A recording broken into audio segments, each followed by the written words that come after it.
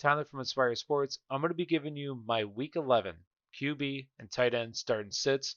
This is a crucial time, very crucial time.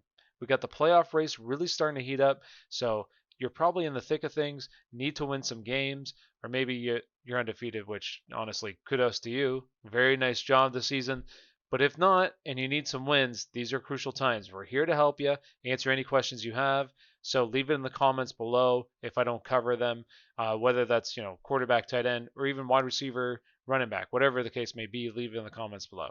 So with that being said, let's go ahead and get into it. And the first one here is going to be Jameis Winston.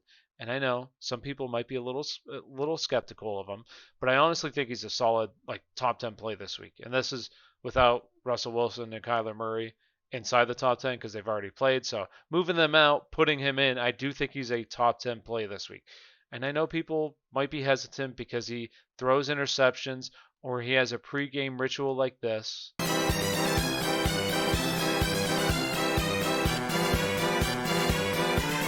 But I do think he is a solid top 10 play this week. Last year, he was quarterback number 3, and he played on Tampa Bay, obviously had some pretty good weapons around him, but he was quarterback 3 with throwing 30 interceptions. 30 interceptions last year, but still finished as quarterback number 3. So I think this offense is actually better with him than Breeze. He's going to push the ball down the field. Now, maybe the overall team isn't better, but definitely the offense is better. So I do think he's a really solid play this week, a quarterback 1 if you need some help. Maybe you got somebody on bye or something, or you got Aaron Rodgers, who honestly I would consider possibly playing Winston over Aaron Rodgers this week, especially if Davante Adams doesn't play this week. I would really consider playing Jameis Winston over Aaron Rodgers. And let's get into the next one here, and that's going to be Aaron Rodgers. And I know what you're thinking, how could you possibly sit Aaron Rodgers this week? Aaron Rodgers to me is a 100% sit if Davante Adams doesn't play. If Davante Adams isn't in the lineup, Aaron Rodgers is honestly outside the top 10. He's a low end, I wouldn't say low end because that's a bit extreme, but a quarterback number 2 for me. I would not have interest in playing him. I would honestly play Winston over him. Now, if Davante Adams does play, it's a different story. I think he's a back end quarterback 1, but I still don't like him, especially against Indianapolis, who's giving up the fewest fantasy points to the quarterback position. This is an incredibly difficult matchup.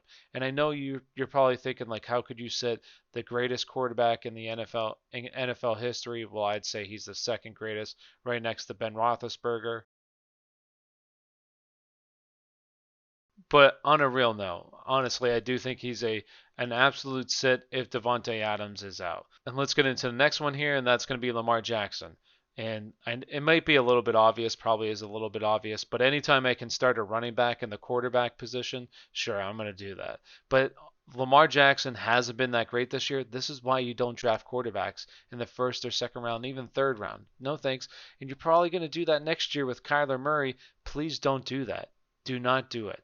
This is why, because then they don't perform up to what they did last year, which is the efficiency that he had last year is just out of the roof, and it's not sustainable. So this is what happens. But he's had a brutal stretch of 3 games here, and I think with Tennessee, who's currently given up the 8th most fantasy points to the quarterback position this year, I do think he's a top 5 start this week. And let's get into the next one. That's going to be Tua Tagovailoa. I hate to say it. I really hate to say it because I've been very big on him, but it just hasn't been great. Now, he's looked good. Honestly, I know the numbers aren't going to really reflect that, but he's been pretty efficient, hasn't turned the ball over, and that's all you can ask for a rookie quarterback, especially when you have solid defensive play, which they do, and they're running the ball pretty effectively. So it's just a recipe for success. And that on the road this week against Denver is in the middle of the pack versus quarterbacks this year, but I expect just the same thing. They might be playing Brett Rippon because Drew Lock's hurt, so it doesn't matter. Even if Drew Lock plays, I don't care. I'm not playing him just because I think it's a low-scoring affair. They go in there, play really good defense, don't throw a lot of passes. He controls the game by just being efficient, but it's not going to be a great fantasy day. So honestly, he's like a low-end quarterback 2 for me this week. I don't really have much interest in him. I'd much rather play some other guys. Now let's get into the next one here, and that's going to be Joey Burrow. I think Joey Burrow is like a high upside quarterback 2 this week. Right now, he's second in the league in passing attempts. He's behind Brady, but Brady hasn't had a bye this year. he's going to have one in a couple weeks. So Burrow's probably going to pass him. He's like honestly, like I think it's only like 10 behind him. So I think Burrow's going to pass him, but that just is a ton of volume. A ton of volume in a game that I think is going to be pretty close throughout the entire game. So I don't expect like Cincinnati to get a big lead. I expect it to be competitive. So that means plenty of passing attempts. And I don't expect Cincinnati to run the ball efficiently in this game. So heavy dose of Burrow with solid weapons all over the field. Yes, fire him up. I think he's a solid play this week. Let's get into the next one, and that's going to be Ryan Tannehill. Ryan Tannehill, I think, is a sit this week. I think he's honestly like a low-end QB2 as well. Baltimore right now giving up the 10th least fantasy points to the quarterback position. And since Taylor Lewan has gone out, this offense hasn't looked as good. Now, sure, they've played honestly some pretty good defenses, and that's honestly what it kind of adds up to. But this is another solid defense in Baltimore. Yes, they did lose to the Patriots, but it wasn't because like Cam Newton was passing all over them. He had some good plays, but at the same time, I just don't expect it to happen. I expect a heavy dose of Henry in this game, which that's kind of how the Patriots beat Baltimore last week, as they ran the ball efficiently. And I expect the Titans to run the ball pretty efficiently as well. So I don't really like Tannehill. I don't expect much from him, so he's a sit for me this week. And let's go into the next one. That's going to be Alex Smith. Now, this isn't slow pitch here. This is fast pitch. We take the hard questions, we answer the hard questions, and we give the bold advice. Alex Smith, over the past 2 weeks, is third in pass attempts. So plenty of volume here. Plenty of volume. I honestly think in this one, there's going to be a decent amount of volume as well. And it's against a pretty bad defense that they have a bunch of cornerbacks banged up right now. Last week, they only fielded 3 cornerbacks. So I think that bodes well for Alex Smith. I don't know if they come back this week or what. Some of them have been practicing, but they're limited practices. So I'm not sure if they all play, but we'll see. But anyways, I still think he's a solid play this week. Now, the only problem is the touchdowns haven't been there. He missed a couple touchdowns last week that should have been some touchdowns, but if he can just score a touchdown or two and score, put up like 200 some passing yards near what he has been, he's putting up over 300 the past 2 weeks, but if he can do that, then that's a solid fantasy day. Like that's solid quarterback 2 numbers that I'd feel comfortable starting him over like Tannehill. I think he's honestly like a borderline top 15 play at the quarterback position this week. So I like Alex Smith. He's a solid volume play. And let's go into the next one, and that's going to be Jared Goff. And this is somebody who I'd feel comfortable starting him over. I don't like Jared Goff this week. Jared Goff plays Tampa Bay, who's given up the 9th fewest fantasy points to the quarterback position this year. I want no part of Jared Goff. I think this is going to be like an absolute defensive slugfest out here on Monday night. So me personally, I don't really have interest. I think he's like a quarterback 3. Is that a thing? Can you be a quarterback 3? Does it go that low? Like, who's he with? Lutton? So I really don't have any interest in him at all this week. So no thanks. I'm out. Short little one. And let's go into the tight ends. And the first one's going to be Mark Andrews. The only reason I'm going to put Mark Andrews in here is he's a top 3 tight end play this week.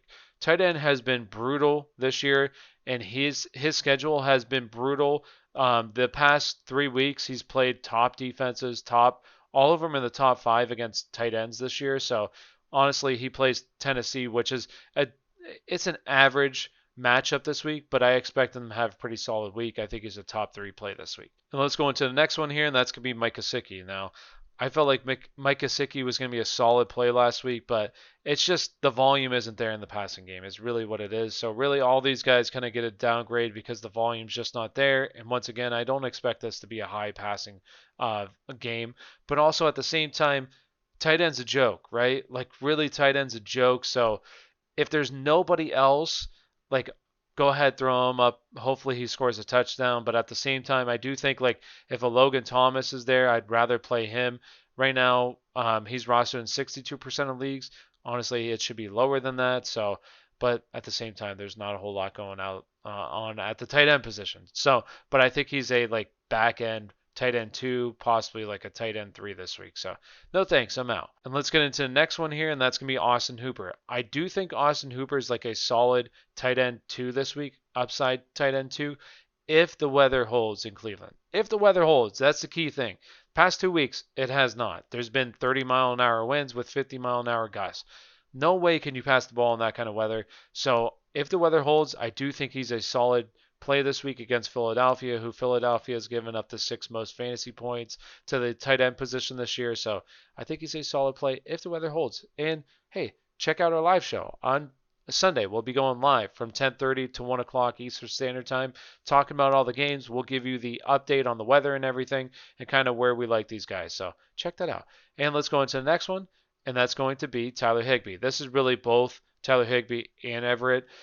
They're not even playing 50% of the passing down snaps. That's just not good. It's not a recipe for success for the tight end position.